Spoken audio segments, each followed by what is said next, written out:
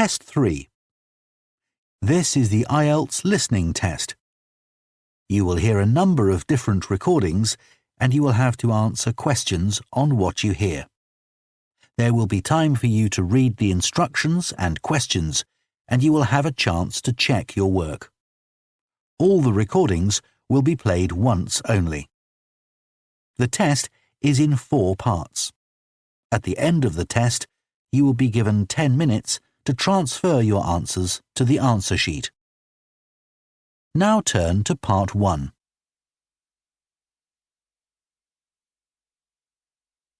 Part 1. You will hear a woman phoning to ask about a summer cycling camp for her young son who is called Charlie. First, you have some time to look at questions 1 to 5.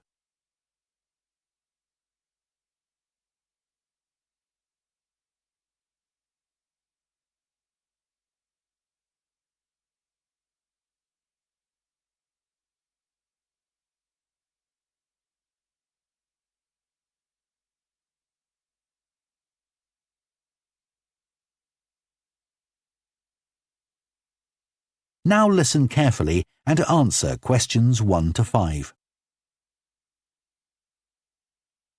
Hello, Junior Cycle Camp. Jake speaking. Hi, I'm calling for some information about the cycle camp. I'm thinking of sending my son. Great. Well, it's held every weekday morning over the summer vacation, and we focus on basic cycling skills and safety. We have 8 levels for children from 3 years upwards. How old's your son? Charlie? He's 7. He can ride a bike, but he needs a little more training before he's safe to go on the road. He'd probably be best in level 5.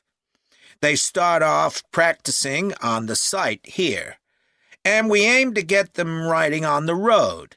But first, they're taken to ride in the park, away from the traffic. Right. And can you tell me a bit about the instructors?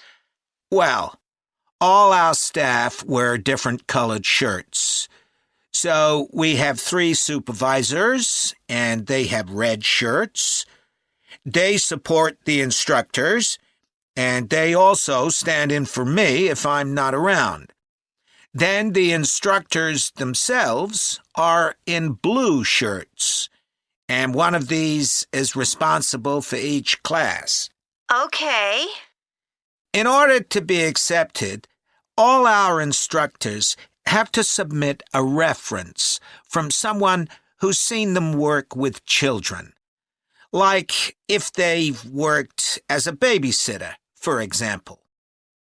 Then they have to complete our training course, including how to do lesson plans and generally care for the well-being of the kids in their class. They do a great job, I have to say. Right. And tell me a bit about the classes.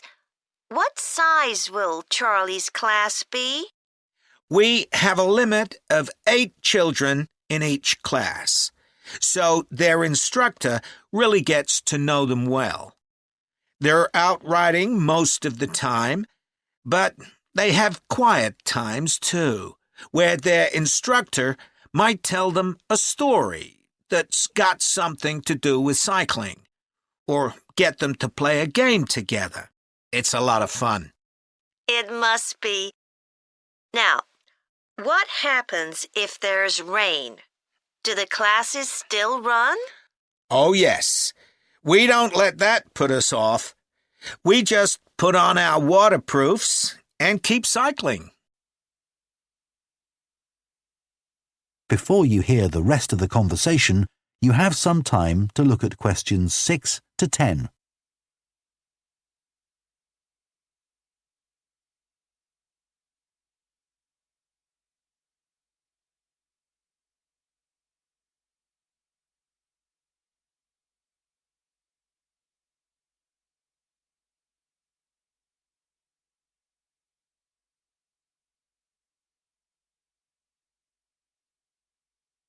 Now listen and answer questions 6 to 10.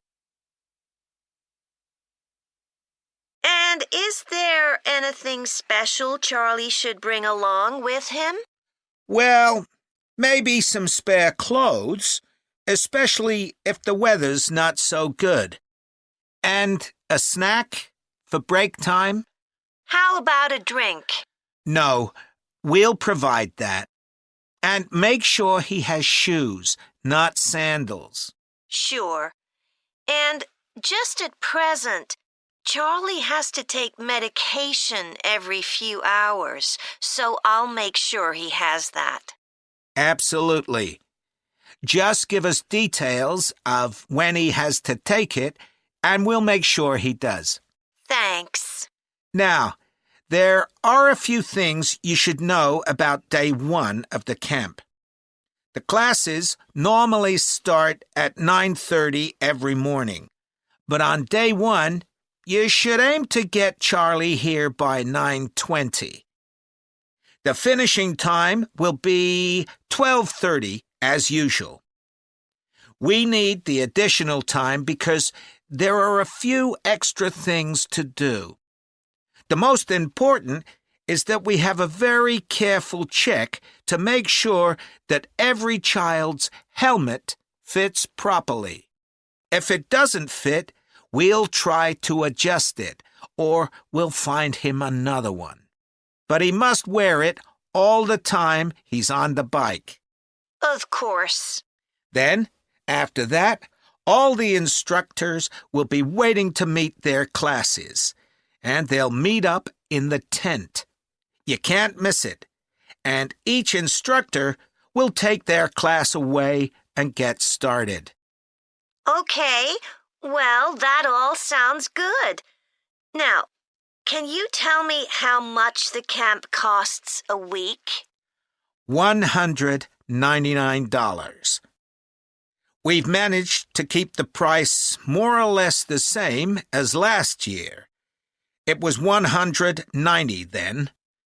But the places are filling up quite quickly. Right. Okay, well, I'd like to book for the... That is the end of Part 1. You now have half a minute to check your answers to Part 1.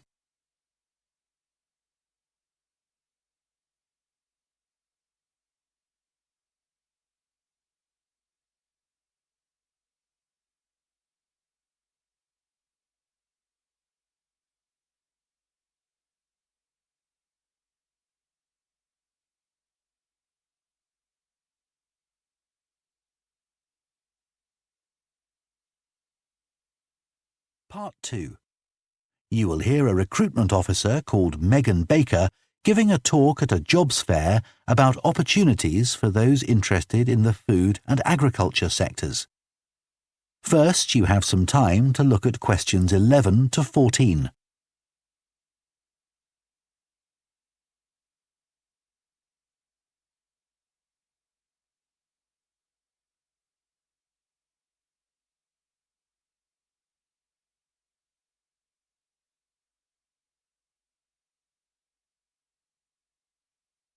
Now listen carefully and answer questions 11 to 14. Hello everyone, my name's Megan Baker and I'm a recruitment consultant at AVT Recruitment Specialists. Now, our company specialises in positions that involve working in the agriculture and horticulture sectors, so that's fresh food production, garden and park maintenance and so on. And these sectors do provide some very special career opportunities. For a start, they often offer opportunities for those who don't want to be stuck with a 40-hour week, but need to juggle work with other responsibilities, such as childcare. And this is very important for many of our recruits.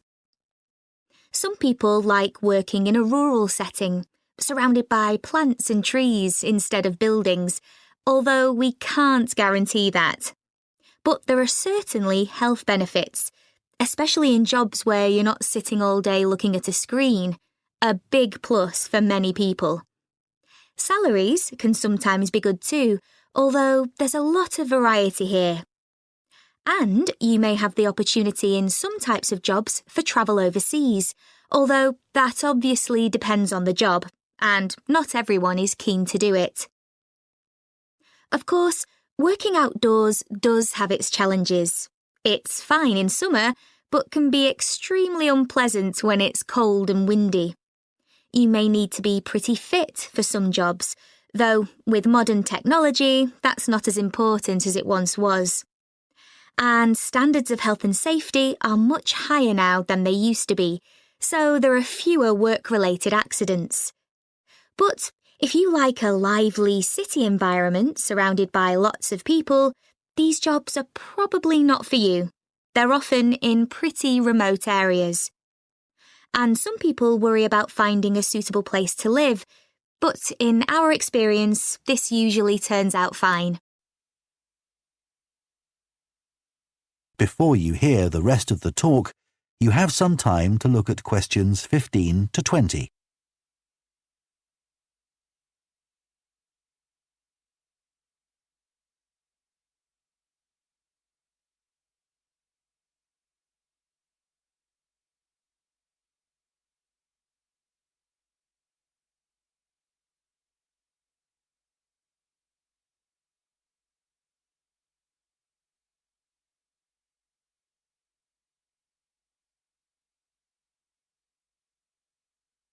Now listen and answer questions 15 to 20. Now, let me tell you about some of the exciting jobs that we have on our books right now. One is for a fresh food commercial manager. Our client here is a very large fresh food producer, supplying a range of top supermarkets. They operate in a very fast-paced environment with low profit margins. The staff there work hard, but they play hard as well. So if you've a sociable personality, this may be for you. We have an exciting post as an agronomist, advising farmers on issues such as crop nutrition, protection against pests, and the latest legislation on farming and agricultural practices. There are good opportunities for the right person to quickly make their way up the career ladder, but a deep knowledge of the agricultural sector is expected of applicants. A leading supermarket is looking for a fresh produce buyer who is available for a 12-month maternity cover contract. You need to have experience in administration, planning and buying in the fresh produce industry, and in return will receive a very competitive salary. We have also received a request for a sales manager for a chain of garden centres. You will be visiting centres in the region to ensure their high levels of customer service are maintained. This post is only suitable for someone who is prepared to live in the region. There is also a vacancy for a tree technician to carry out tree cutting, forestry and conservation work. Candidates must have a clean driving licence and have training in safety procedures. A year's experience would be preferred, but the company might be prepared to consider someone who has just completed an appropriate training course. Finally, we have a position for a farm worker. This will involve a wide range of farm duties, including crop sowing and harvesting, machine maintenance, and animal care. Perks of the job include the possibility of renting a small cottage on the estate and the chance to earn a competitive salary. A driving licence and tractor driving experience are essential. That is the end of Part 2.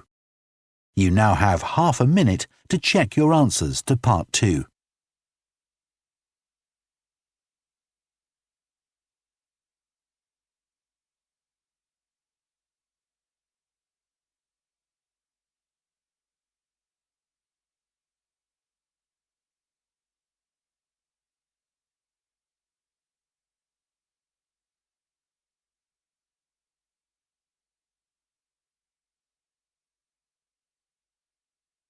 Part 3.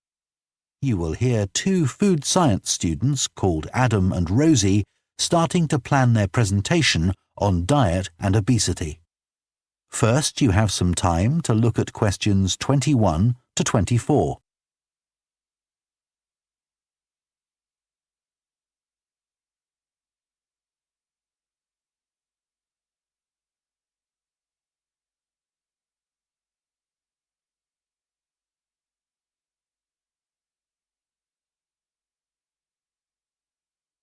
Now listen carefully and answer questions 21 to 24.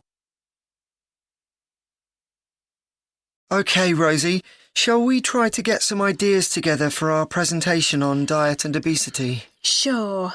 I can talk about the experiment I did to see if people can tell the difference between real sugar and artificial sweeteners. Where you gave people drinks with either sugar or artificial sweeteners, and they had to say which they thought it was? Yeah, it took me ages to decide exactly how I'd organise it, especially how I could make sure that people didn't know which drink I was giving them. It was hard to keep track of it all, especially as I had so many people doing it. I had to make sure I kept a proper record of what each person had had. So, could most people tell the difference? Yeah, I hadn't thought that they would be able to, but most people could. Then there's that experiment I did, measuring the fat content of nuts, to see if the nutritional information given on the packet was accurate. The one where you ground up the nuts and mixed them with a chemical to absorb the fat? Yes. My results were a bit problematic. The fat content for that type of nut seemed much lower than it said on the package. But I reckon the package information was right. I think I should probably have ground up the nuts more than I did. It's possible that the scales for weighing the fat weren't accurate enough too. I'd really like to try the experiment again sometime. Before you hear the rest of the discussion, you have some time to look at questions 25 to 30.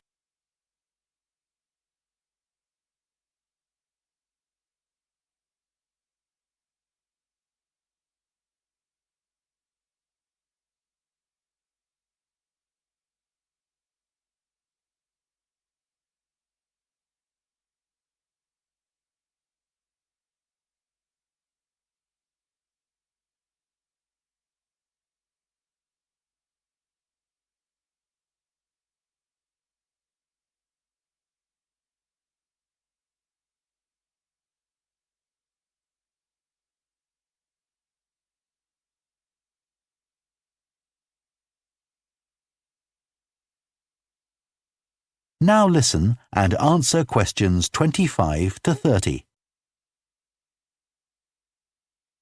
So, what can we say about helping people to lose weight?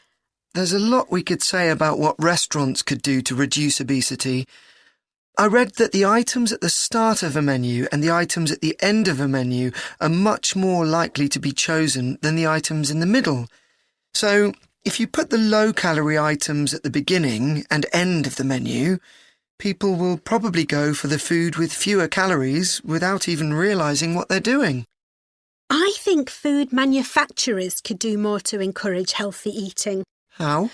Well, when manufacturers put calorie counts of a food on the label, they're sometimes really confusing, and I suspect they do it on purpose, because food that's high in calories tastes better, and so they'll sell more.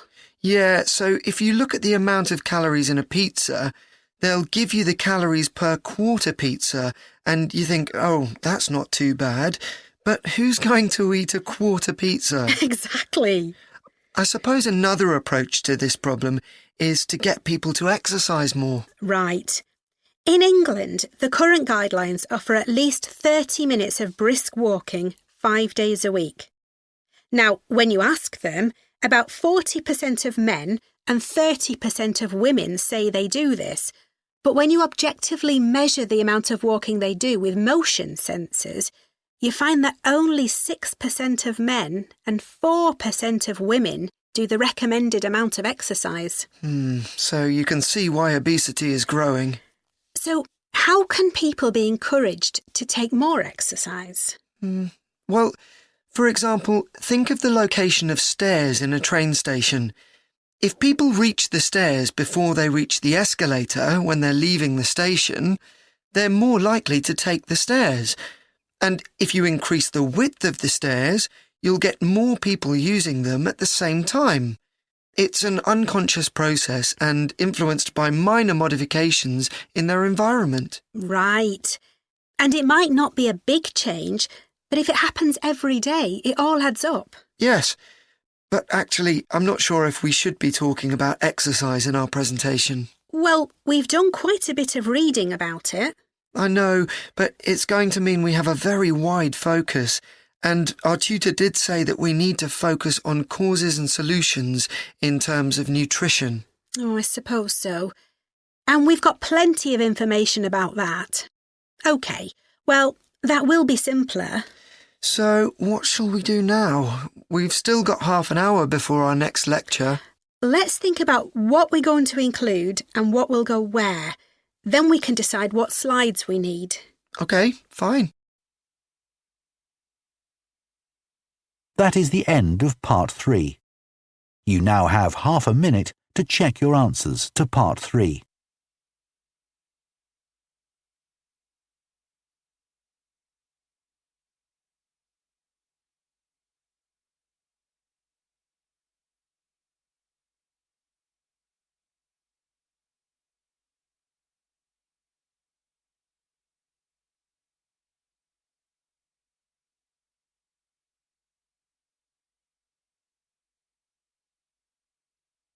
Part 4. You will hear a lecturer on a fashion design course introducing the subject of hand knitting, which involves making things like woolen jumpers and scarves.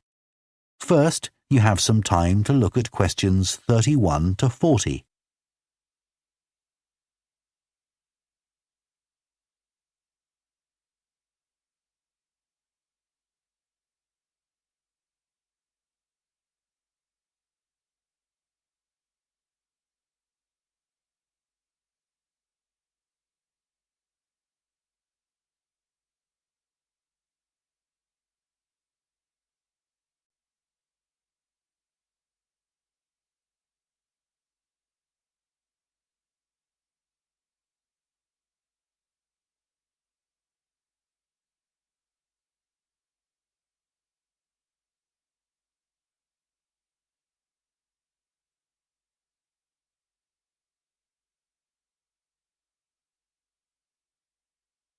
Now listen carefully and answer questions 31 to 40.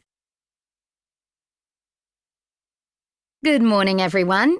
So today we're going to look at an important creative activity, and that's hand knitting. Ancient knitted garments have been found in many different countries, showing that knitting is a global activity with a long history.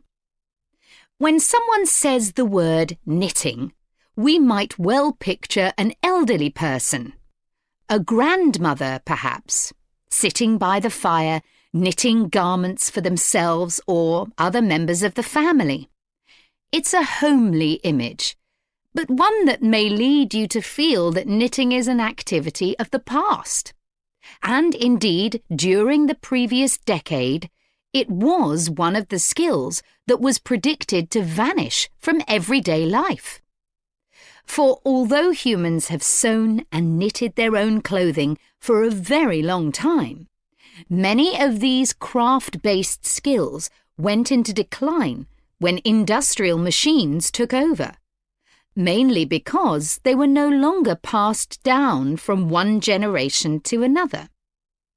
However, that's all changing, and interest in knitting classes, in many countries, is actually rising, as more and more people are seeking formal instruction in the skill. With that trend, we're also seeing an increase in the sales figures for knitting equipment. So, why do people want to be taught to knit at a time when a machine can readily do the job for them? The answer is that knitting, as a handicraft, has numerous benefits for those doing it. Let's consider what some of these might be. While many people knitted garments in the past because they couldn't afford to buy clothes, it's still true today that knitting can be helpful if you're experiencing economic hardship. If you have several children who all need warm winter clothes, knitting may save you a lot of money. And the results of knitting your own clothes can be very rewarding, even though the skills you need to get going are really quite basic, and the financial outlay is minimal. But the more significant benefits in today's world are to do with well-being.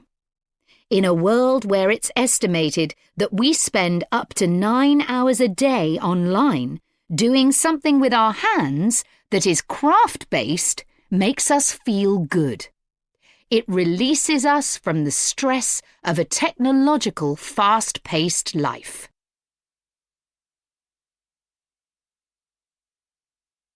Now, let's look back a bit to early knitting activities. In fact, no one really knows when knitting first began. But archaeological remains have disclosed plenty of information for us to think about. One of the interesting things about knitting is that the earliest pieces of clothing that have been found suggest that most of the items produced were round rather than flat. Discoveries from the 3rd and 4th centuries in Egypt show that things like socks and gloves that were needed to keep hands and feet warm were knitted in one piece using 4 or 5 needles. That's very different from most knitting patterns today, which only require 2.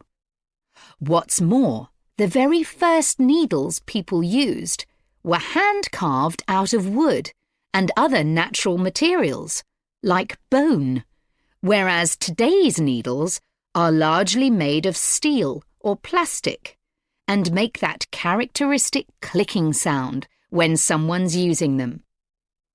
Ancient people knitted using yarns made from linen, hemp, cotton, and wool, and these were often very rough on the skin. The spinning wheel, which allowed people to make finer yarns and produce much greater quantities of them, led to the dominance of wool in the knitting industry, often favoured for its warmth. Another interesting fact about knitting is that because it was practised in so many parts of the world, for so many purposes, regional differences in style developed. This visual identity has allowed researchers to match bits of knitted clothing that have been unearthed over time to the region from which the wearer came, or the job that he or she did. As I've mentioned, knitting offered people from poor communities a way of making extra money while doing other tasks.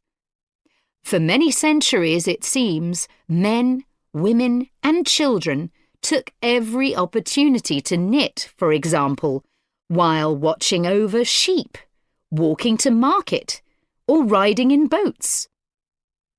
So, let's move on to take...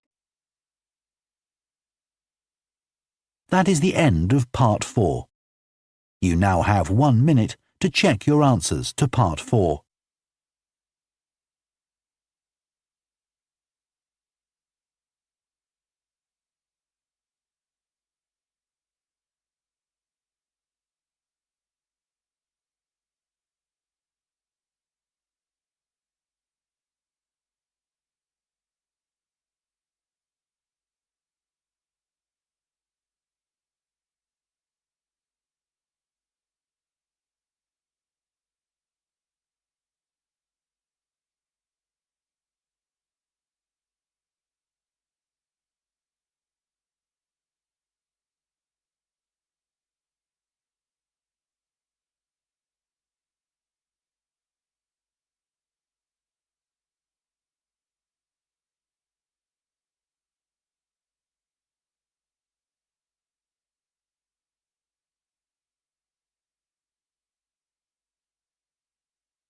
That is the end of the listening test.